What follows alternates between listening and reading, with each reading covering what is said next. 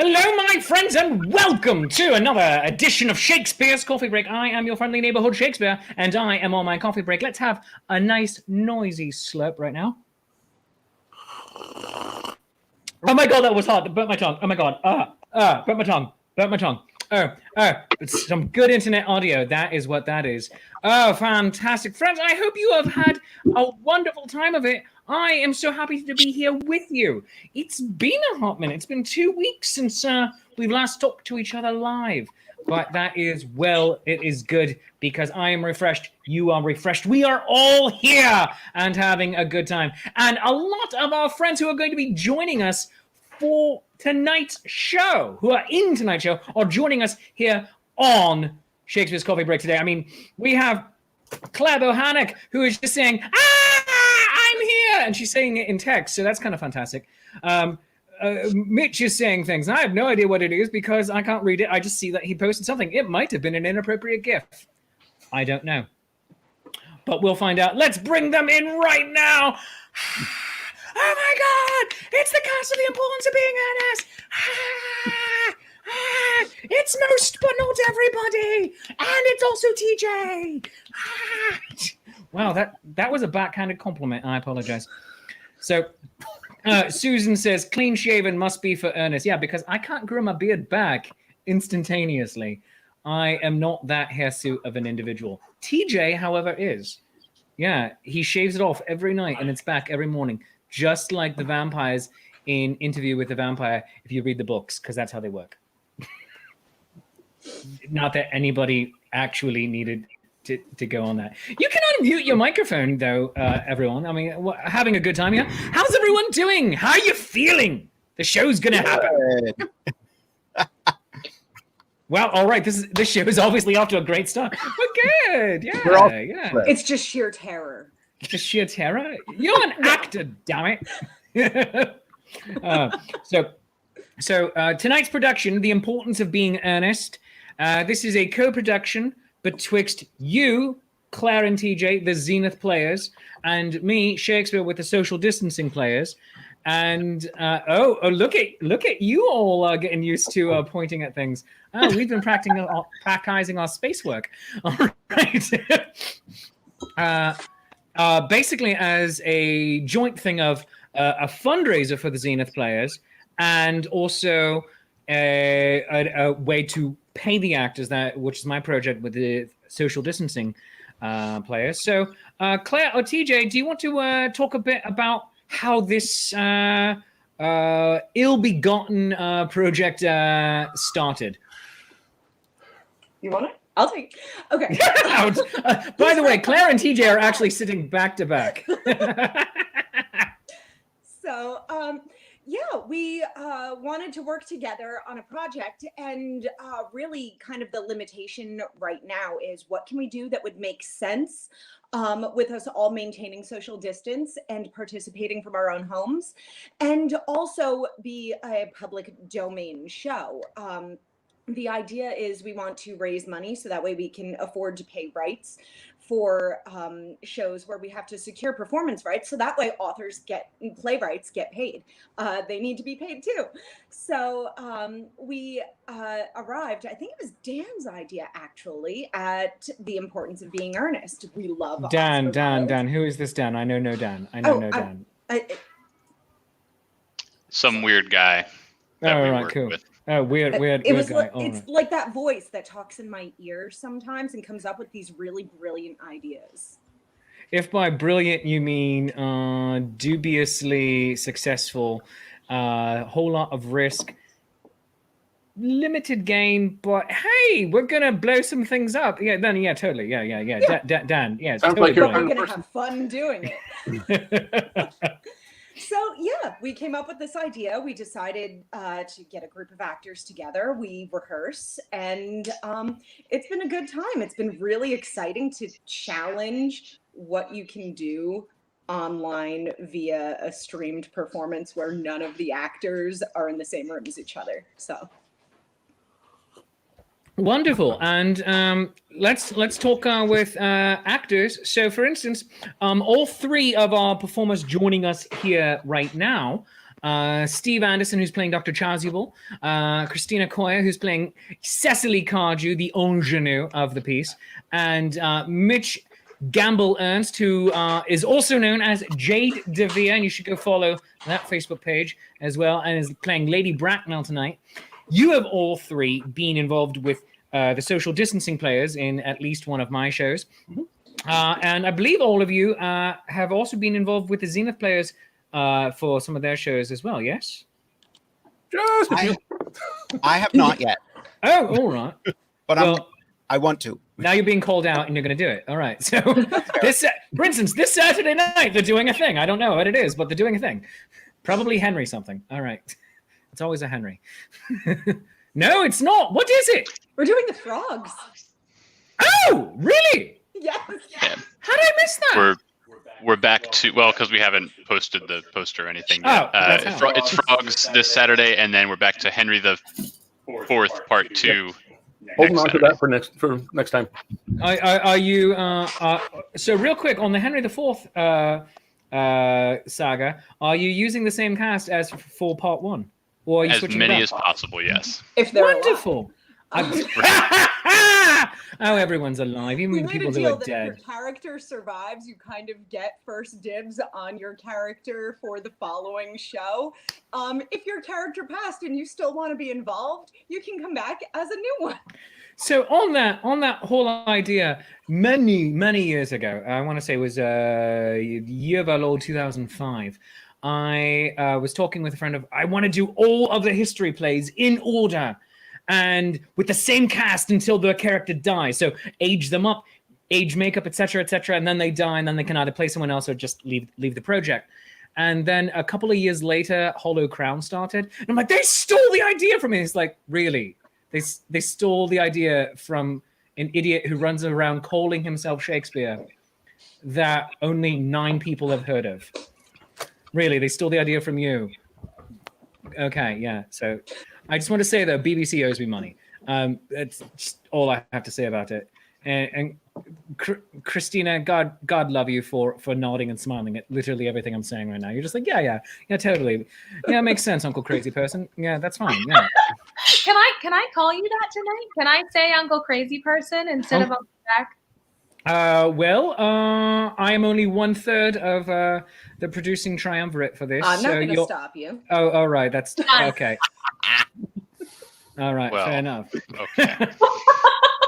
I was going to be the Simon and say, it's a no from me. But And what am I going to do? Stop you?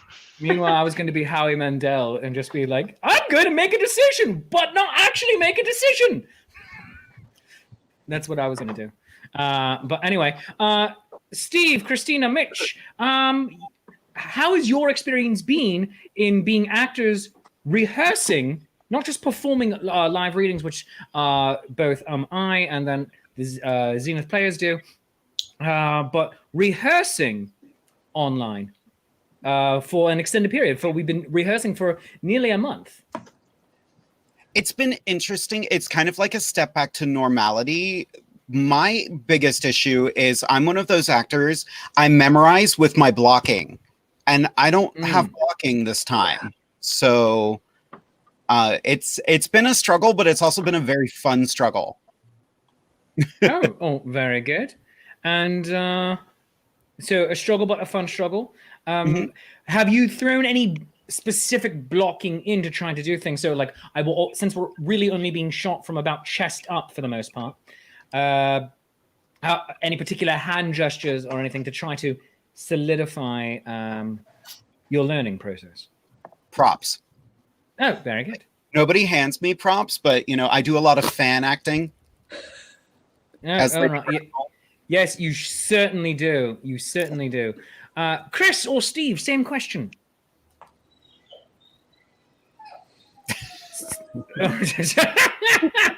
And they're like, no, I don't want this one. You take this one.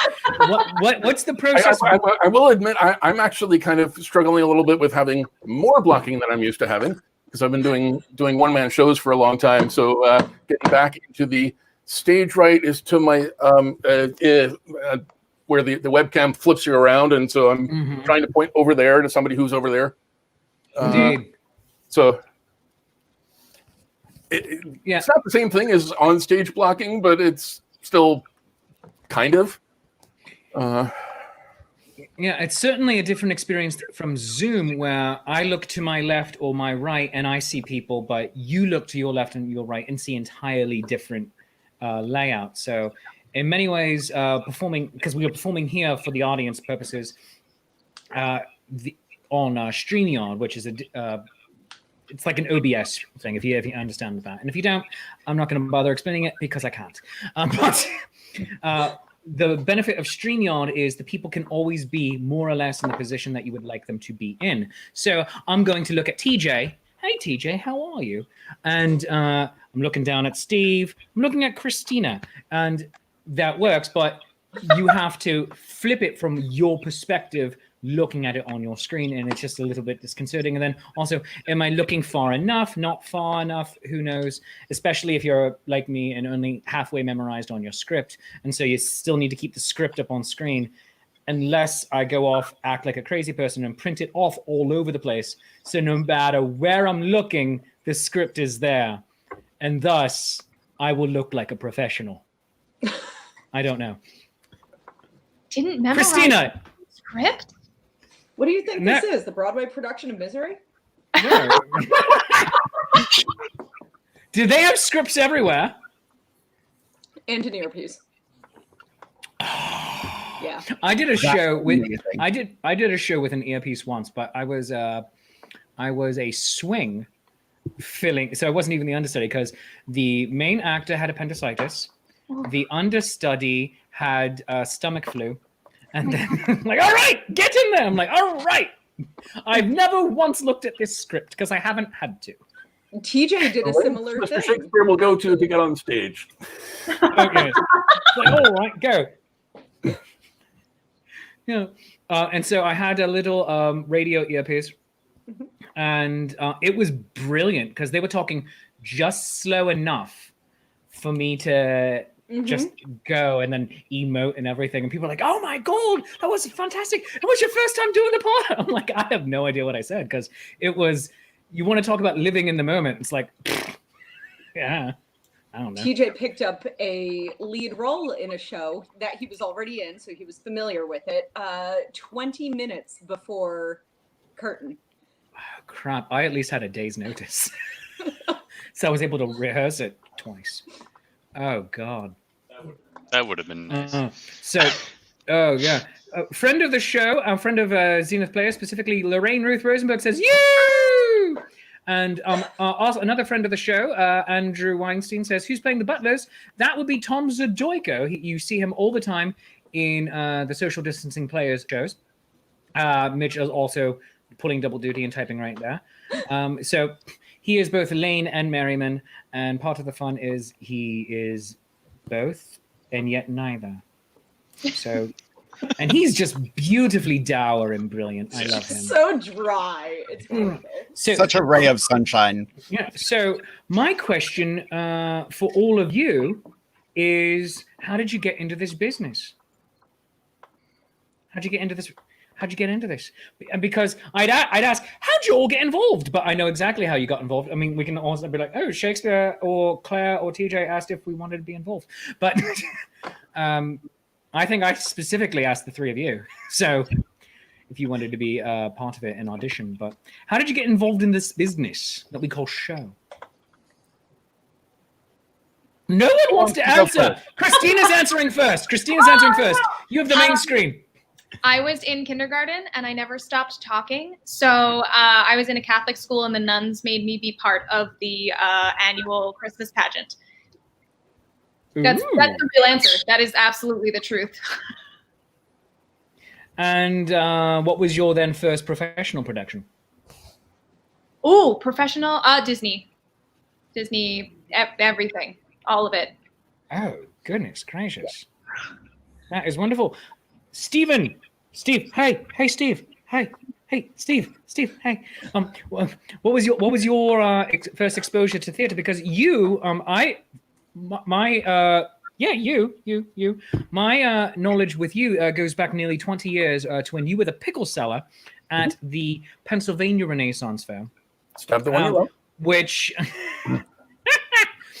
but I had never actually known you as an actor. I mean, although there is a lot of interacting happening in positions like that, you certainly made it more of an actor as opposed to just a salesperson, until you were doing guided tours, ghost tours in Gettysburg.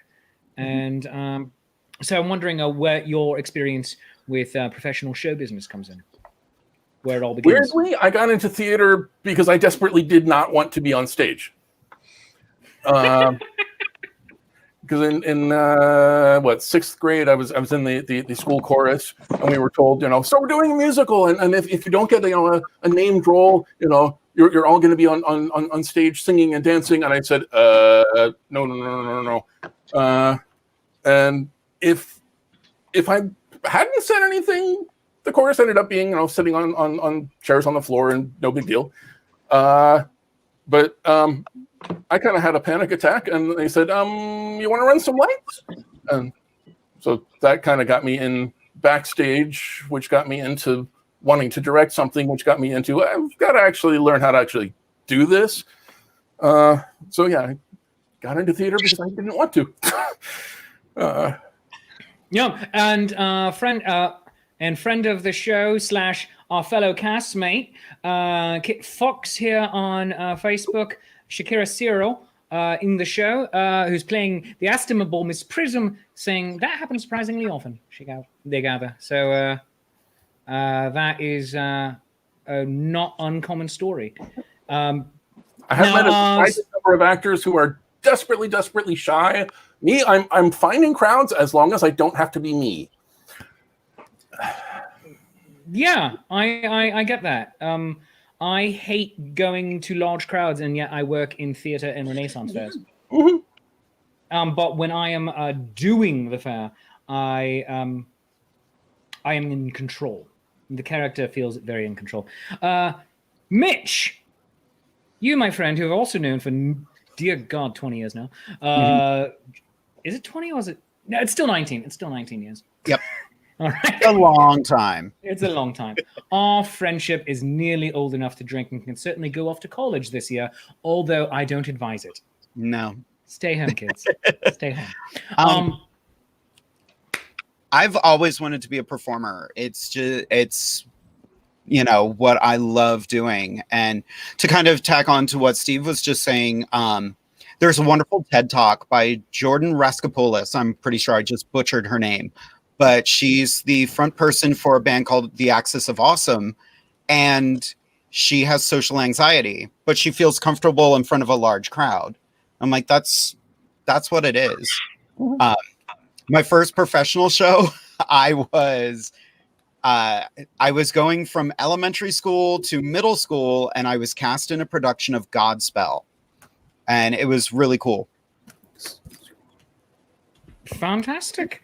And Claire and or TJ, how did you begin? So I don't even think TJ knows this story. Yeah, I went with my mother on vacation and was put into a those little kiddie daycares, so the adults can go out and lay by the pool for 5 minutes of sanity. And they were doing a show, and I was being very ADD, not paying attention when they asked who wants to be the princess in this Princess and the Frog show kind of thing, where it was just a fairy tale thing, and all the other girls are screaming and raising their hands, and because I was the calm child that was just I think I need to raise my hand because everybody else is, but I wasn't paying attention, so I don't know, I got picked. And from then on, it was a cycle of doing some school shows, doing some summer camps and things like that, until eventually it stuck, and I can't imagine doing anything else. Yeah, I think we all have pretty similar stories with that. Well, I'm going to ask our engineer in the room, Mr. TJ Reisner, to please bring up a video for us to watch. This is one of two videos we're going to watch during this. When we decide to cross over Oscar Wilde's classic work, The Importance of Being Earnest, with Mean Girls. I don't know who thought of this. Let's watch it. Oh my gosh. Get in, loser. We're going shopping. On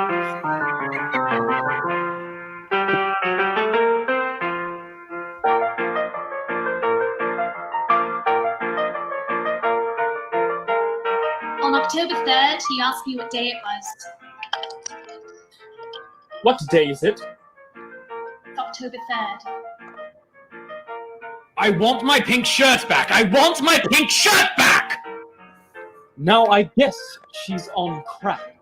Irregardless, ex-boyfriends are just off limits to friends. I mean, that's just like the rules of feminism. My breast can always tell when it's going to rain. She doesn't even go here. I'm sorry that people are so jealous of me, but I can't help it that I'm popular. Why should Caesar get to stomp around like a giant while the rest of us try not to get smushed under his big feet? What's so great about Caesar?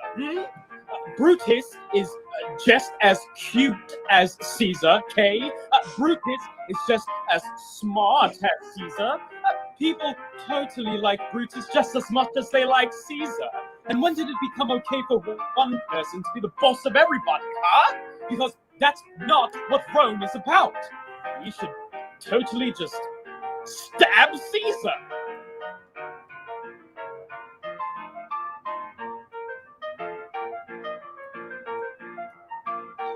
I can put my whole fist in my mouth. Wanna see?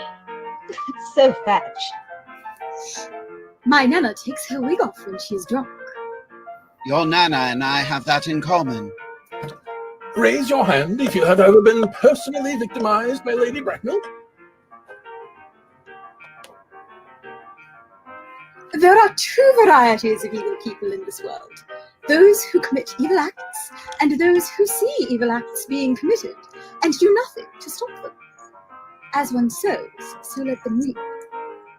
I am not like other moms. I'm a cool mom. On Wednesdays, we wear pink.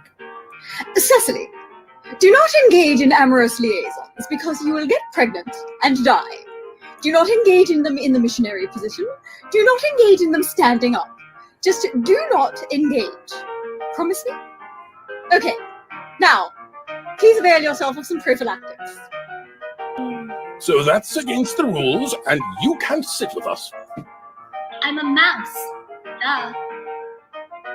I wish we could all get along like we used to in middle school.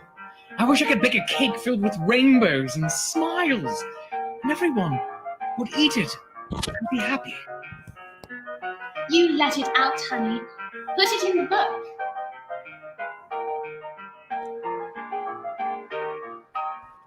Oh my goodness, that was fantastic. Oh, you're all brilliant. Not throwing shade on any of you here, but I specifically like how Shakira, as Miss Prism, did the whole do not have amorous relations or you will die. That was particularly inspired. So, friends, we need to pause for just one moment and pay some bills here. Because today's show is brought to you by the good people at Hill Storage and Rigging Company. Hill Storage and Rigging Company is based in Middletown, Pennsylvania. Machinery movers, millwrights, and erectors. Enjoy the peace of mind that comes from knowing your equipment is in skilled and experienced hands with services from our machine movers and erectors in Middletown, Pennsylvania. Established in 1967, Hill Storage and Rigging Company is a family-owned and operated full-service millwright serving industries in the Mid-Atlantic states and beyond. We are a woman-owned small business with hours of operation Monday through Friday, 7 a.m. to 5 p.m. Eastern Time, available Saturdays and Sundays by appointment only. And you can reach us at 717-944-7676. That number again, 717-944-7676. And go to hillrigging.com. Thank you so much for Hill Rigging for being a sponsor of this show. And as a friend of the show, Susan Hillwood is likely going to be saying in the comments any moment now, no relation. If you would like to become a sponsor here of Shakespeare's Coffee Break, you can simply drop an email by going to shakespeare@shakespeareapproves.com, a message here at Shakespeare's Coffee Break, or over on the main Facebook page, facebook.com/shakespeareapproves. And also go like me on all of the other things, because social media is genuinely the only way I judge my self-worth in life. And since they are here and we are broadcasting over onto their page as well, and we are working on the show together tonight, go to the Zenith Players, their Facebook page and their website as well. Go do it. Just go do all the things. Go do it. And always remember, hashtag suck it, Derek Jacobi. Now, people watching the show are saying some wonderful things. There, for instance, as prophesied, there's Susan Hill's comment on the commercial, no relation. And Kim Briota says that video was so fetch. TJ, as the one who put the video together, your response, sir. Thank you. Well said. That was where brevity is the soul of wit right there. Oh, fantastic. And Kathy Evans is saying over on YouTube, that was great. Thank you, Kathy. Thank you very much. Now, friends, for big shows, whether they are digital, as we've all been doing for nearly 6 months now, or in person, physical, what does your pre-show routine consist of, and when do you normally begin? Cough drops.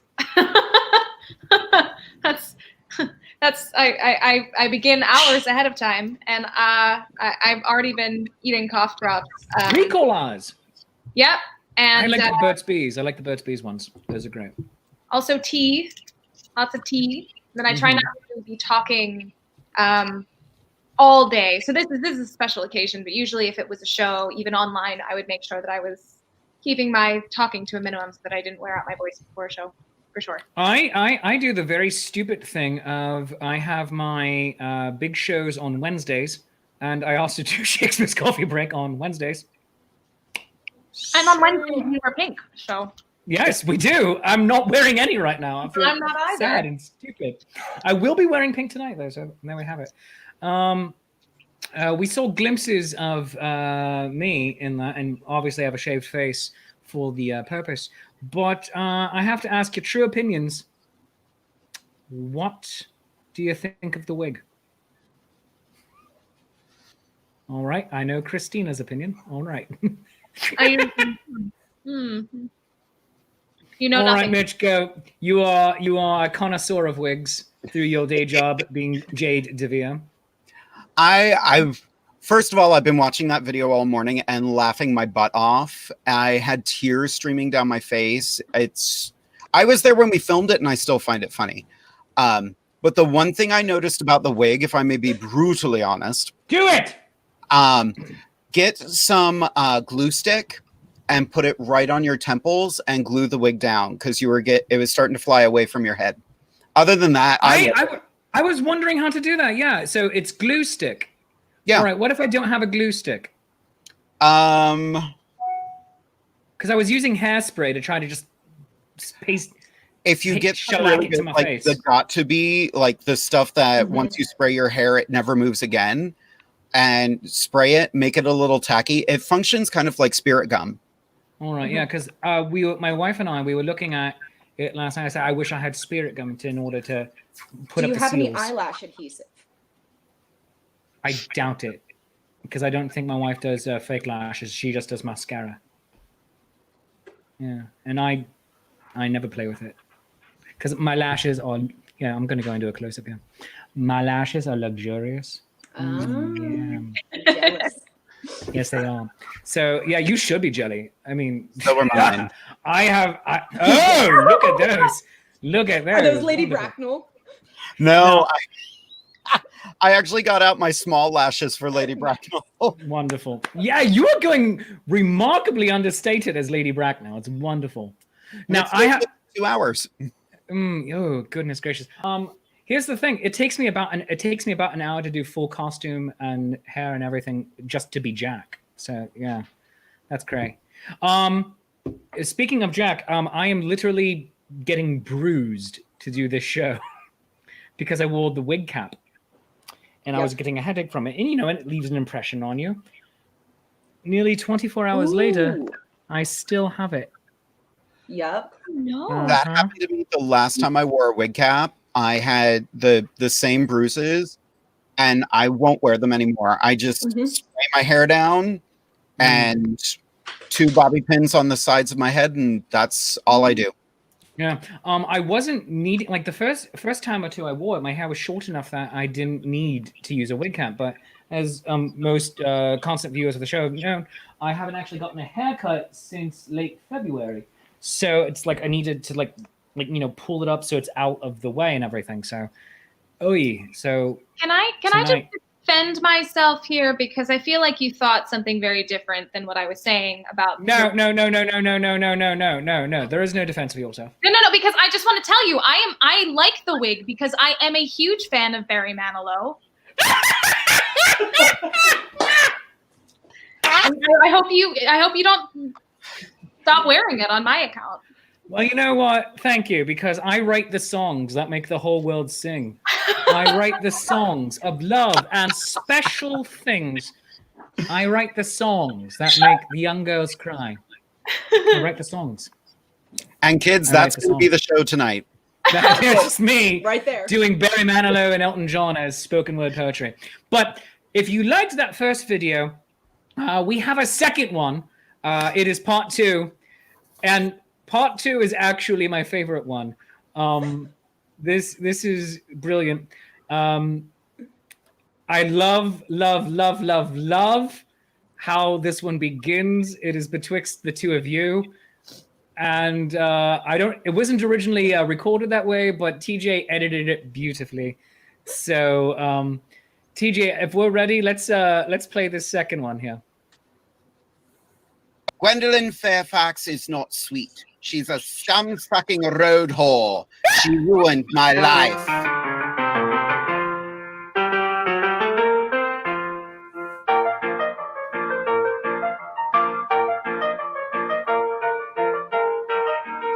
Is butter a carb? That one there. That's Cecily Cardew. She's one of the dumbest girls you will ever meet. Albert, you do not come to a party at my house with Gretchen and then scam on some poor innocent girl right in front of us 3 days later. So you can go shave your back now. Miss Cardew?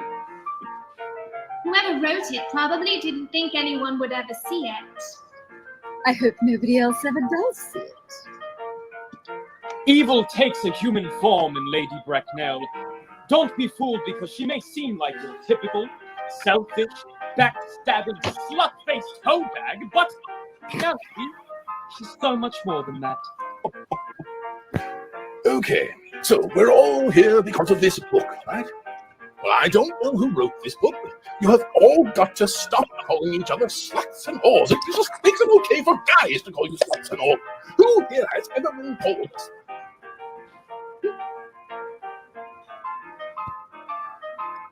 Wait, Audrey, I didn't mean for this to happen. To find out that everyone hates me, I don't care. Wait, Audrey, just listen. No! Do you know what everyone says about you behind your back? They say that you're a homeschool jungle freak. That's a less hot version of me. Yeah, so don't try to act so innocent. You can take that fake apology and shove it right up your hairy arse. And that's how Algernon Moncrief died. No, I'm totally kidding, but he was hurt. Some people say the boss meant to hit him, but that was just a rumor. Other people say that I pushed him. That was an even worse rumor. I know it may look like I was being a bitch, but that's only because I was acting like a bitch. She's a life ruiner. She ruins people's lives. Whatever. I'm getting cheese fries. I love him so much. Whatever, I'm getting cheese fries. Oh, goodness gracious. So any final thoughts or concerns, notes for the general good, friends? All right. Watch the show. Yes, to watch the show. You have 3 venues to watch it on. You can watch it at the Zenith Players Facebook page. You can watch it on my Facebook page. And also you can watch it over on YouTube. Yes.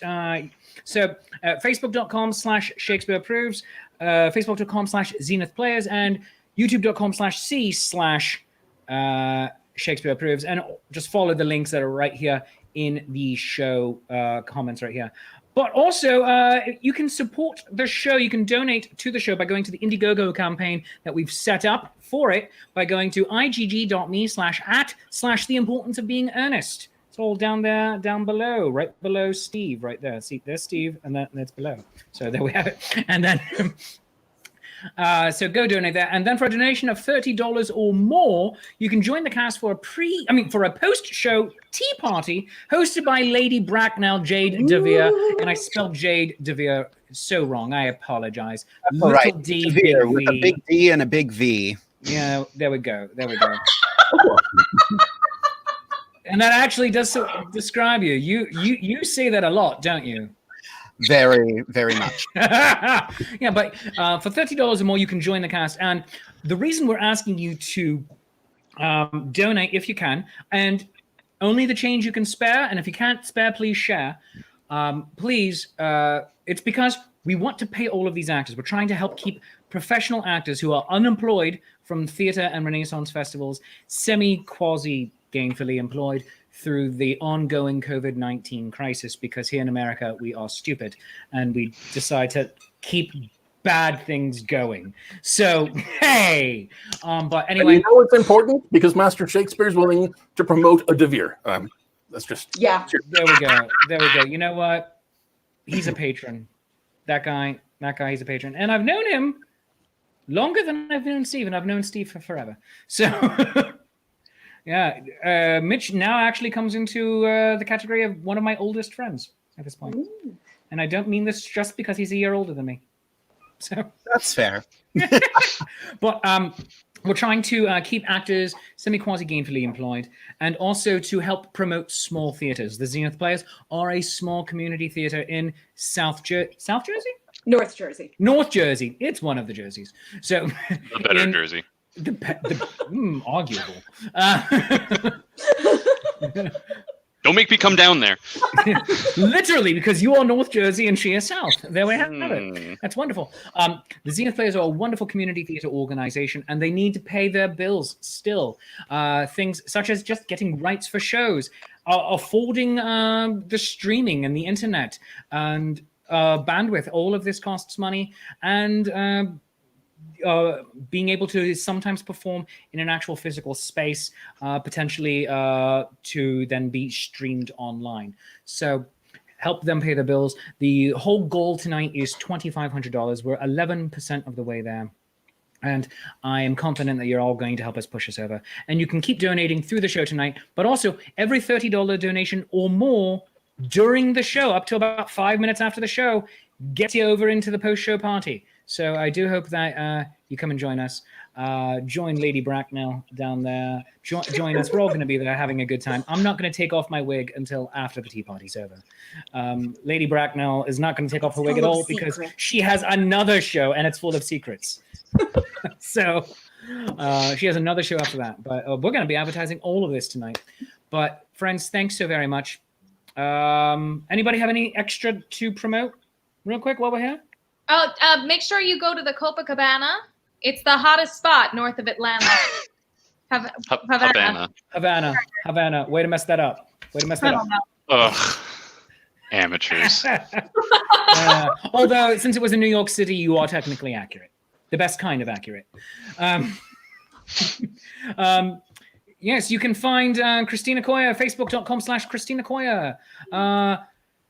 Jade DeVere, facebook.com/Jade DeVere, I believe. Jade period DeVere period 7 for some reason. Oh, right. And then also go like the show, Just Ask Jade. Yep. Steve Anderson, sgacreative.com, Zenith Players, facebook.com/Zenith Players, and zenithplayers.com. And then there's me and all the places. You know me. I love you. You love me. This mutual glorious affection. We will see you in just over 3 hours, and 3 hours and 21 minutes from now. No pressure, everyone. I love you. You love me. Mutual glorious affection. Be brave, be courageous, and be bold. Bye-bye.